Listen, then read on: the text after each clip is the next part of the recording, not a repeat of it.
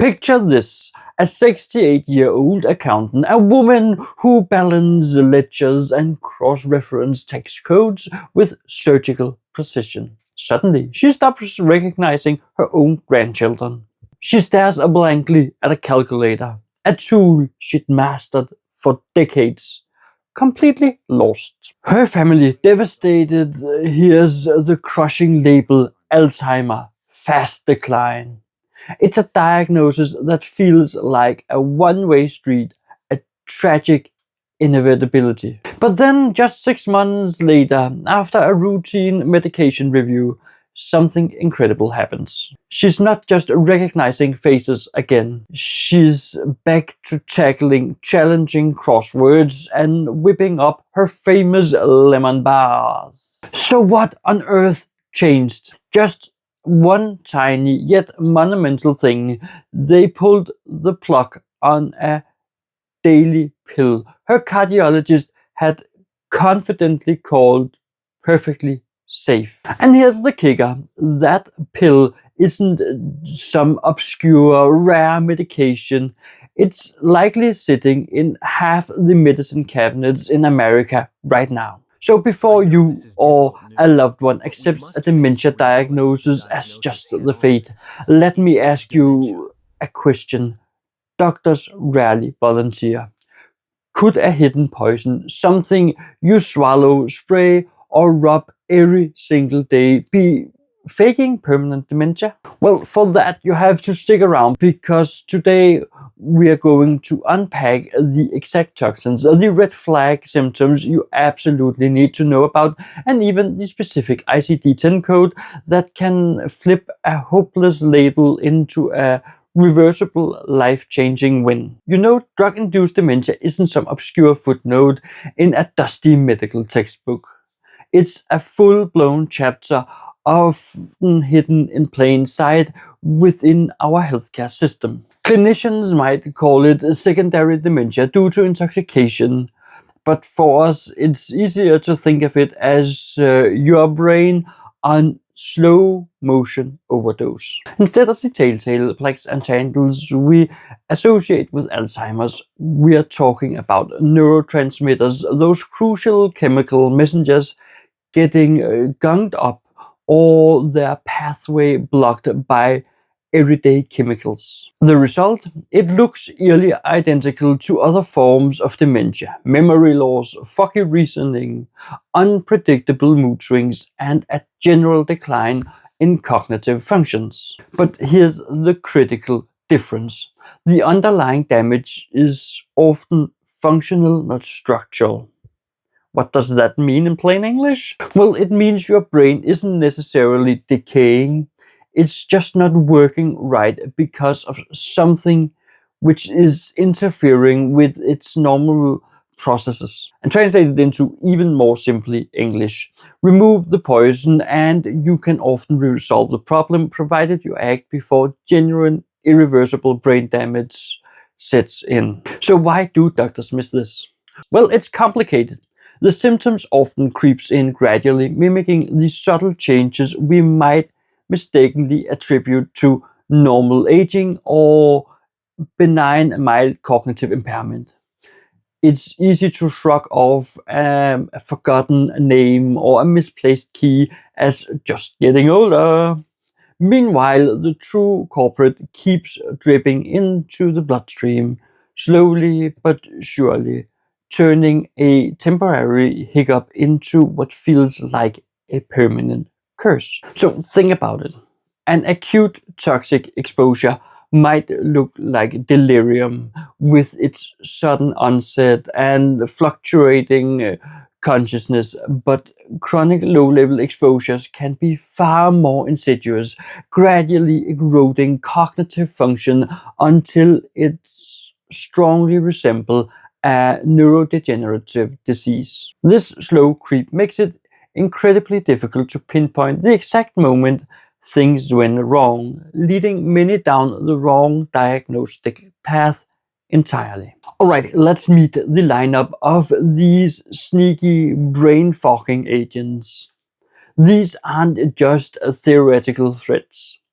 They're common substances with significant potential for cognitive harm, especially in older adults or those already vulnerable. First up, and before I dive into the first big one, I'm going to slaughter some medical names, so I'm going to write them somewhere here so you can better understand them, because they're a bit difficult to pronounce sometimes, and especially because English is not my first language. But let's head down and see. Alright, before we dive into the next section, some medical names are a bit difficult for me to pronounce due to a speech impairment called I'm Danish. So English is my second language, or saying it. So I'm doing the best I can. I'll write somewhere what they are actually spelled like, because it is damn difficult. Anyway, if I'm slaughtering, well, I'm sorry, but that is my speech impairment of being Danish. We are taking the big ones first. So first up, anticollagens. These are the big ones.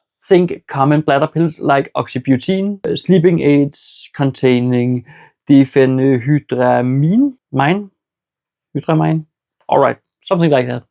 And even some over-the-counter medication like brompheniramine or dimenhydrinates. They work by blocking acetylcholine, a neurotransmitter absolutely vital for memory, learning, and overall cognitive function. I got through it! Whee! Oh, but back to the script. When your brain is starving of these crucial molecules, it's like trying to run a marathon on an empty tank. Even some antidepressants and antipsychotics have anticollagen properties. Second, we got benzodiazepines. These are widely prescribed for anxiety and insomnia. Names like lorazepam, alprazolam, clonazepam probably sounds familiar. While they can be lifesavers in the short term, in older brains, they don't just calm you down.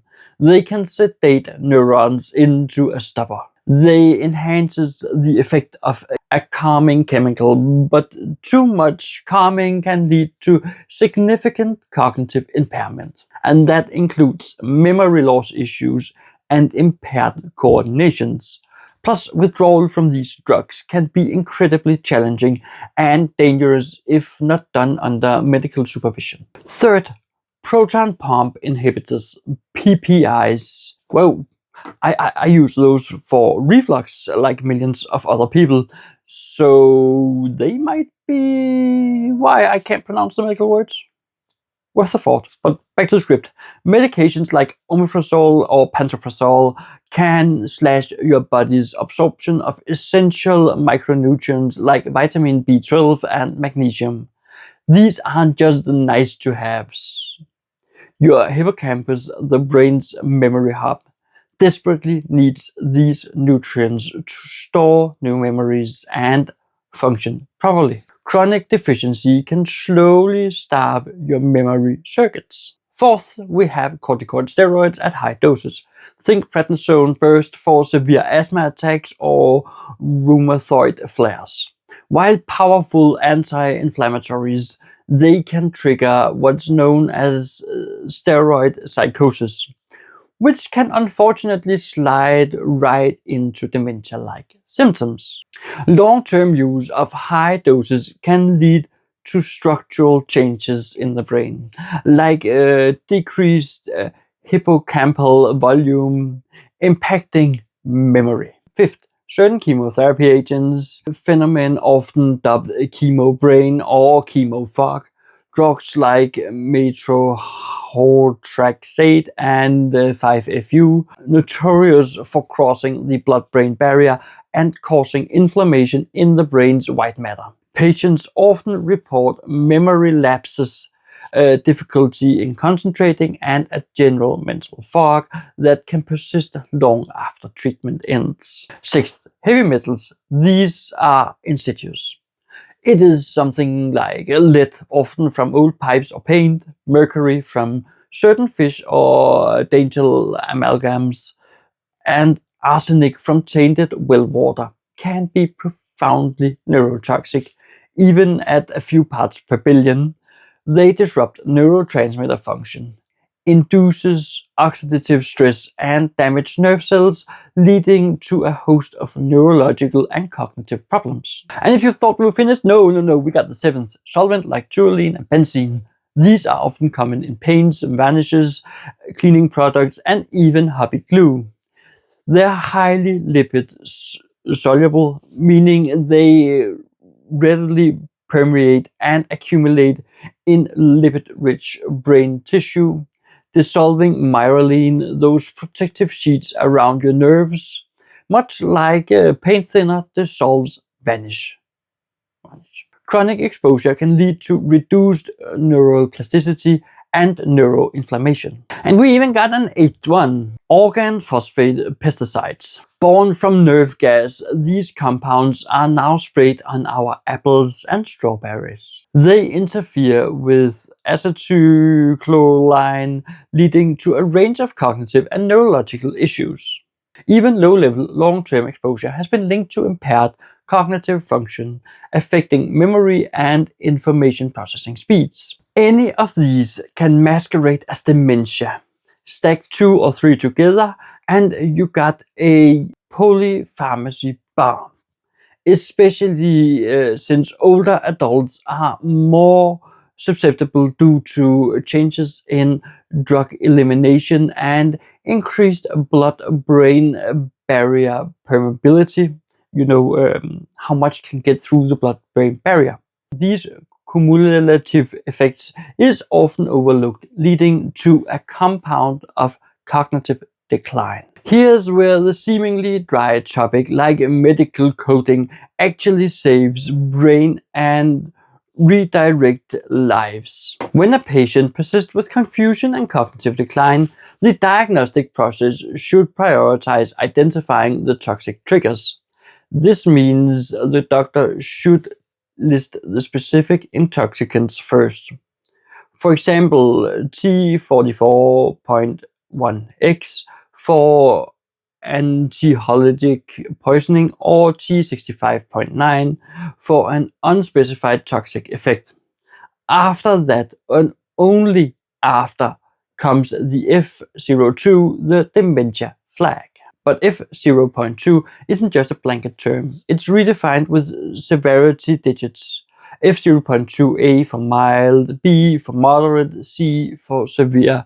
And if the patient is experiencing behavioral symptoms like agitation or psychosis, there are optional digits for those too, like F0.2C11 for severe dementia with agitation. These specific coding sequences is absolutely vital because it distinguishes drugs or toxin-induced dementia from other forms, signaling to insurance companies and governmental bodies that this isn't necessarily a permanent degenerative condition. It makes a potential for a reversible case. Yet a disheartening 2023 audit reveals that only a tiny fraction, just 12% of toxicant-linked dementias were coded correctly. Think about what that means. Thousands of potentially reversible patients were, and likely still are, being shunted down the irreversible Alzheimer's pipeline. They're being resigned to a fate that might not be theirs, simply because a code wasn't accurately applied. If you or a loved one carries a dementia label, you have the right and frankly the obligation to be a detective. Demand to see the medication reconciliation sheet and ask a simple yet game-changing question. Was an F0.2 secondary code ever considered for this diagnosis? It's a single question that can open the door to de-prescribing the offending agent and possibly to fully and astonishing recovery. How do you spot this imposter dementia? The biggest clue is usually the onset. If cognitive decline hits hard and fast, we are talking weeks or months, not the gradual creep of years that often characterizes true Alzheimer's. That's a huge red flag. Another major indicator is a fluctuating course. One day dad might be perfectly lucid, balancing the checkbook and recalling old stories. And the next, he is utterly confused, asking who turned the moon on. This kind of on again, off again cognitive function is far less typical of a degenerative dementia and often more indicative of an external disruptor. Then there are specific symptoms that should really grab your attention. Sleep reversal, where day becomes night, and vice versa.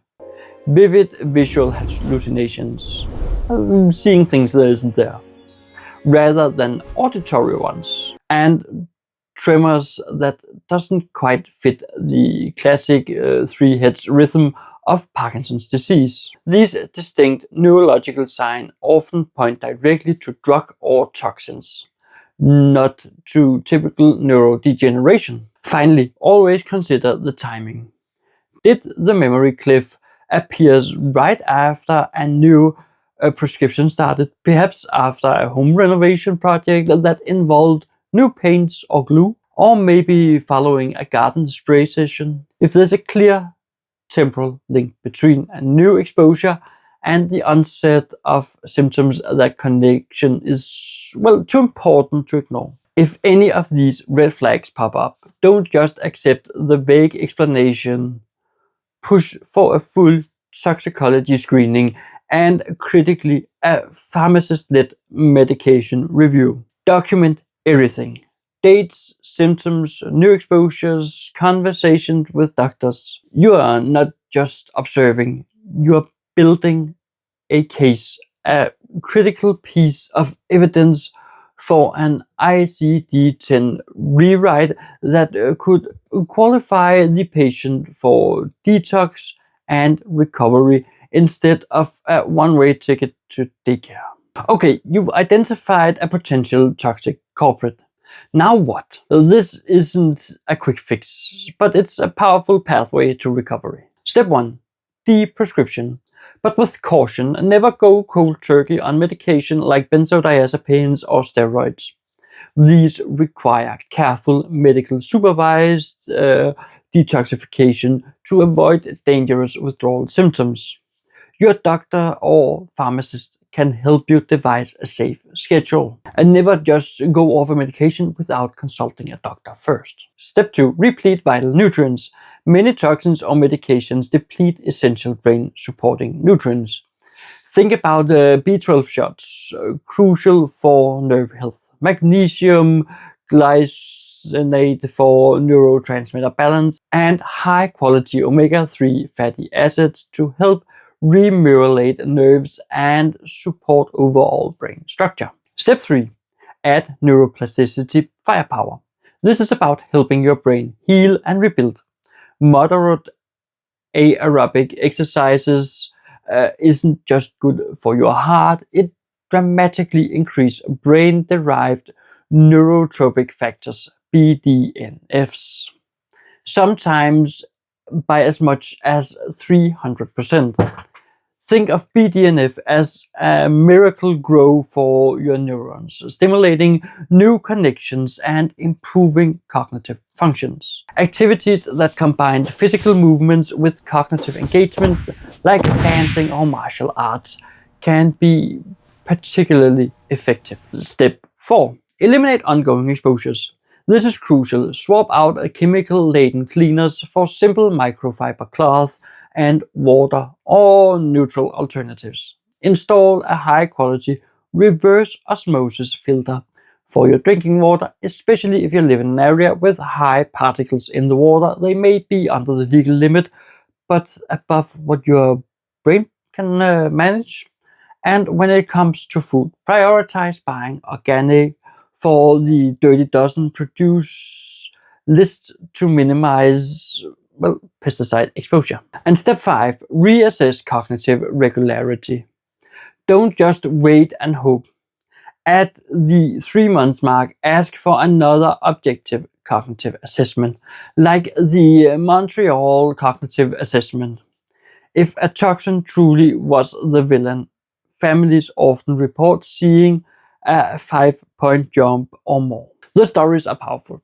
parents the children thought they'd lost are back, sometimes even sharper than before the slide began, engaging in conversations, remembering details, and showing flashes of their old selves. It's a testament to the brain's incredible capability for healing when given the right conditions. While the hope for full reversal is strong, it's important to acknowledge that chronic exposure to certain toxins can unfortunately tip the scale from functional impairment to structural damage.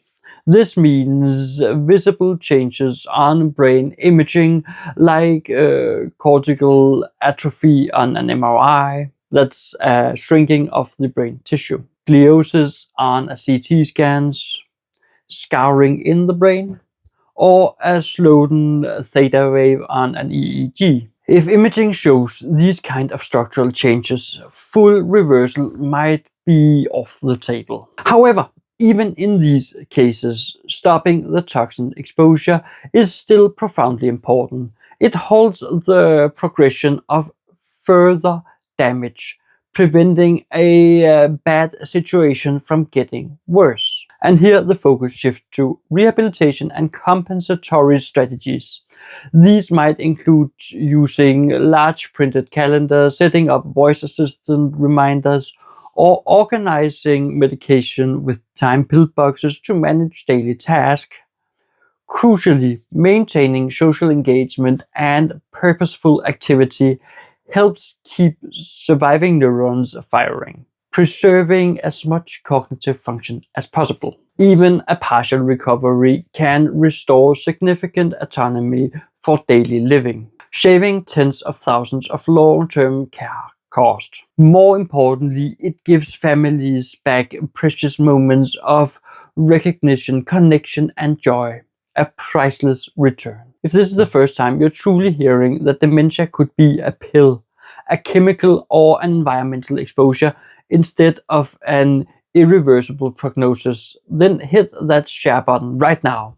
Someone in your circle, someone you care about, desperately needs this lifeline. The ultimate goal, of course, is prevention, and the best time to think about it isn't at 80, but at 50. Or even earlier. First, take proactive steps with your medication. Ask your pharmacist for an annual checkup on your medication. And when you are at the doctor's, always advocate for the lowest effective dose for the shortest possible duration for any drug. Don't assume more is better, or that longer courses is always necessary. Second, in some countries you can get a brown bag review. And schedule one at least once or twice a year. Gather every single supplement, prescription, and over-the-counter remedy, and yes, even those sprays and creams, into a bag, and have a pharmacist or doctor scrutinize them for potential interactions or cognitive side effects. It's an invaluable second set of eyes on your total chemical load. Third, address environmental exposures head on. If you live in a zip code where you show up on any kind of exposure map, well, or live in an older home, install reversible osmosis filter to ensure your drinking water is free of heavy metals. Consider a whole house filter if your budget allows for it. Even I have 3 of such cleaning machines that filter the air. And you can even get them fairly cheap at IKEA. And they should function just as well as the big expensive ones. I think they're a good thing. And I like having it, and I can feel it. And I even have such a monitor for my kitchen where I can monitor how many particles per million, how hot it is, how humid it is. It's a good thing, but you need to learn about what to look out for. And finally, treat gardening gear and household chemicals like their serious business they are. When working with pesticides, strong cleaners, or paints, don't just use your fingers. Use gloves and mask, and leave your shoes at the door to avoid well, taking chemicals indoor from the garden. Because your brain is the only organ that can regenerate dead neurons once they're gone. So the best cure is truly never needing one in the first place. Protecting it now is the smartest investment you can make. And if you want to know more about dementia, then check out this video right here, or this playlist that is filled with dementia videos. So check it out, and I'll be looking forward to seeing you right over there.